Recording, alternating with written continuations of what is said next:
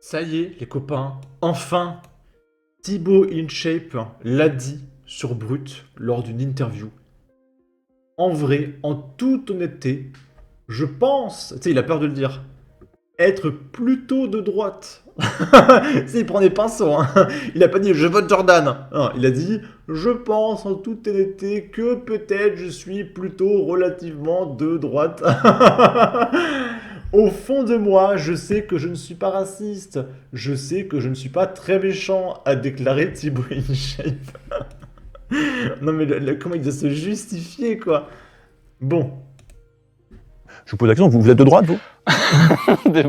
En vrai, en toute honnêteté, je pense être plus de droite, effectivement. Hein. Déjà, je suis chef d'entreprise, donc forcément, moi, dans l'isoloir, ben, je pense à mon intérêt propre, tu vois, et celui de mes proches. Donc, effectivement, je pense que je peux me considérer plus de droite. Ouais. Mais humain, avant tout, tu vois, humaniste, j'irai pas jusque-là, mais juste normal, en fait, curieux.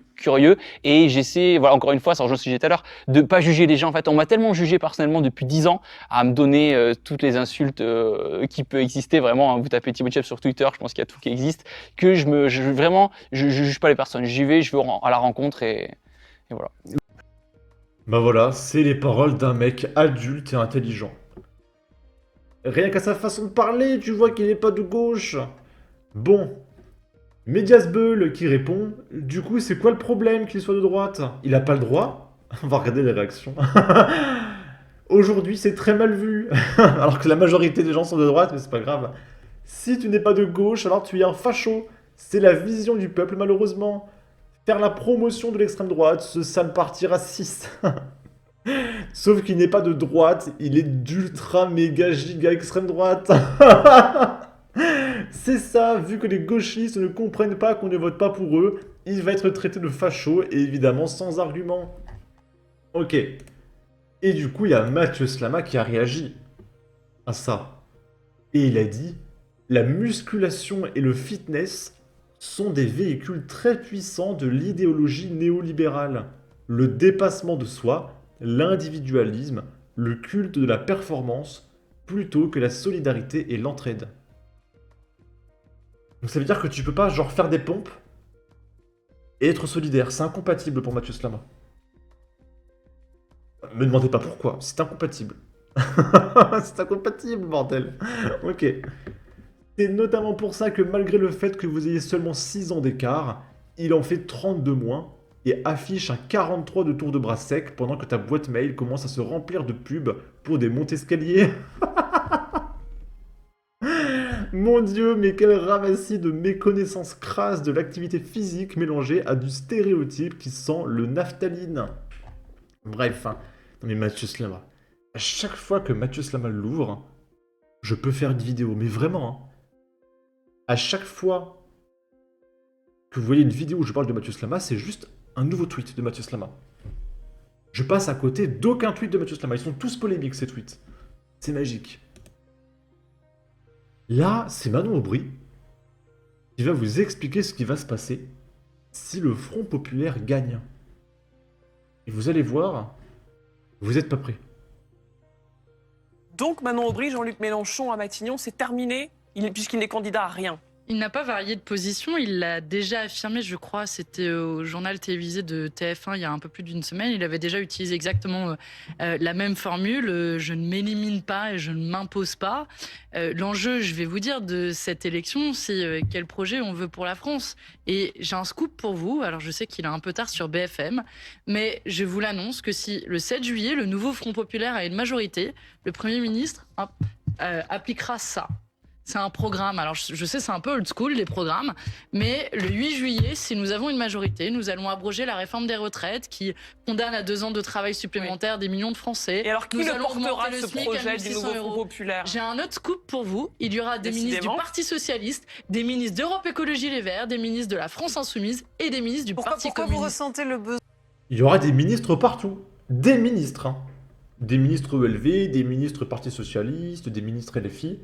Alors ça sera quoi leur travail? Je sais pas. Mais en tout cas, ils seront payés 10 000 euros par mois. Ils auront la retraite de ministre, etc. Voilà, il y aura plein d'emplois fictifs avec 10 000 euros par mois, hein, d'accord? Et évidemment, ça sera possible grâce à la nouvelle fiche d'imposition de la LFI qui va plus ou moins quintupler vos impôts. J'ai fait une vidéo, si je tape impôts, vos impôts si la LFI gagne. Et j'ai mis le lien parce que je source tout ce que je fais. Ça charge. Hop. Il y a absolument tout le monde qui sera imposable. Tout le monde. Même si tu gagnes 10 euros, tu seras imposable. Et les tranches, elles ont explosé. À savoir qu'au-delà de 400 000 euros par an, excusez-moi, tout va à l'État. Tout. Quasiment tout. Des fois, c'est écrit 100%, des fois 90%, c'est pas trop avec le Front Populaire. Mais voilà. Donc les riches vont se barrer. Donc le pays sera pauvre, il n'y aura plus de thunes. Donc il faudra imposer encore plus. Enfin, ça n'a aucun sens, ça ne tiendra pas. Mais voilà comment ils comptent financer tous les postes de ministres qu'ils vont rajouter. C'est génial comme programme. Hein. Là, c'est Manon Aubry qui explique que si le Rassemblement National gagne par démocratie, par le vote du peuple, malgré toutes les propagandes, les fraudes électorales qui sont en train d'être mises en place, etc., si on gagne malgré tout, ce qui serait extraordinaire, elle ne respectera pas la démocratie et elle va faire un acte de résistance et peut-être un appel à la grève générale. Comme en mai 68. D'accord ? Si le Rassemblement national arrive au pouvoir, est-ce que vous appelez au lendemain à la grève générale et à des manifestations? En tout cas, il faudra faire acte de résistance, Jean-Jacques Bourdin. C'est quoi un acte de résistance? Utiliser tous les outils démocratiques pour cela. C'est-à-dire Manifester. Alors, elle veut faire résistance à un vote démocratique en utilisant des outils démocratiques. C'est compliqué quand même. C'est autorisé dans notre Donc, démocratie, par exemple. Vous appelez aux manifestations si le RN arrive au pouvoir? On verra, ce sera le mouvement social qui le décidera Oui, par ailleurs. mais C'est pas moi, Manon Aubry, qui vais dire aux Françaises et aux Français qui Mais vais vous lancer un grand souhaitez. mouvement. Vous souhaitez Moi, je souhaite qu'il y ait un grand mouvement de résistance organisée. grève générale? Parce que l'extrême droite dans notre pays... Grève générale? Mais peut-être que ce sera une des modalités, oui, Jean-Jacques Bourdin. C'est quoi l'extrême droite dans Appel notre à la pays? grève générale si Jean-Jacques le RN Bourdin. arrive au pouvoir. Jean-Jacques Non, mais Jean-Jacques assumez. Bourdin. Assumez, oui ou non? Jean-Jacques Bourdin, c'est Oui, quoi Manon Aubry. C'est quoi l'extrême droite au pouvoir? C'est quoi? C'est Oui. le tri des malades à l'hôpital. C'est rogner sur les financements au planning familial pour les... Alors non, le tri des malades à l'hôpital, c'est actuellement. Quand on amène toute l'immigration de masse et qu'on soigne en priorité des étrangers à qui on paye absolument tout, plutôt que des Français.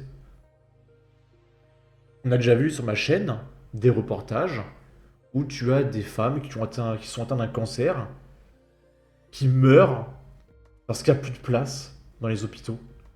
Parce qu'il faut d'abord accueillir les migrants maliens, par exemple. Le tri, il est actuel. Le RN veut mettre fin au tri.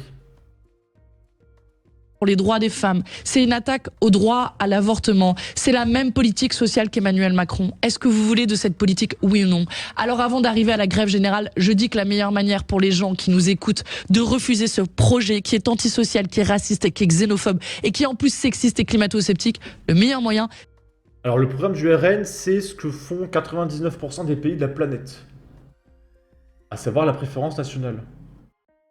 Est-ce que tu serais en train de dire que 99% des pays de la planète sont racistes? Est-ce que les Brésiliens sont racistes? Est-ce que les Japonais sont racistes? Est-ce que les Argentins sont racistes? Est-ce que les Mexicains sont racistes? Est-ce que les Africains sont racistes? Je pose la question. Ou est-ce que c'est que pour les Français? Si c'est que pour les Français, c'est un peu raciste, Madame Aubry. C'est d'abord de se mobiliser dans les urnes et par votre participation, par votre mobilisation. Alors vous pouvez recréer un chemin d'espoir. Ne vous privez pas de ce moyen immense. Je suis une démocrate, Jean-Jacques Bourdin. J'appelle d'abord à un soulèvement dans les urnes. Par nos bulletins de vote, on peut faire changer. Voilà, elle est démocrate. On va d'abord essayer de voter légalement. Mais si ça passe pas, là on prend les armes. Voilà, ça c'est la démocratie. Mais c'est une demeurée. La vie de millions de Françaises et de Français. Allez-y. Et bien ensuite on décidera à chaque fois qu'un mauvais projet social, à chaque fois qu'un mauvais projet raciste et xénophobe sera adopté par ce gouvernement, eh bien oui, il nous trouvera sur son chemin. Nous résisterons par tous les moyens démocratiques, dans la rue, à l'Assemblée nationale, dans les médias s'il le faut. J'espère qu'à chaque fois qu'ils foutront le bordel dans la rue, il y aura plus 2% d'intention de vote pour le RN au présidentiel.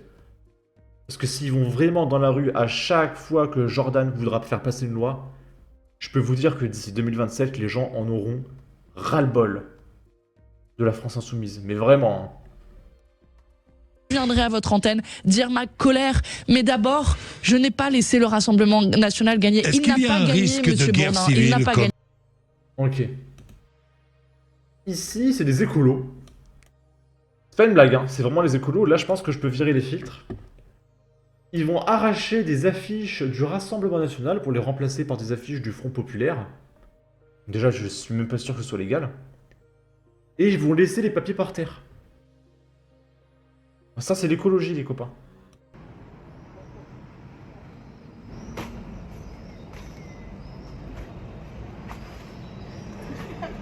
Je suis écolo. Je suis écolo. Je suis écolo.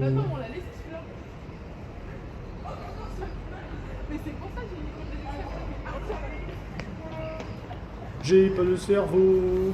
Je suis écolo.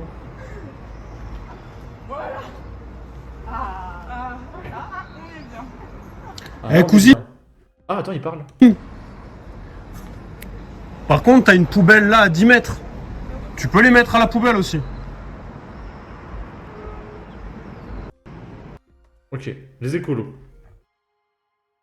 Et après, ils se demandent pourquoi ils sont mis en équivalence avec le RN. C'est la même veine d'intolérance et de bêtises. Le RN est intolérant. Quand elles se feront par des islamistes, elles viendront pleurnicher. On m'a mis dans une cave et j'ai été forcé de faire des choses que je ne peux pas dire sur YouTube avec 30 personnes par jour. Ça t'apprendra à défendre les racailles.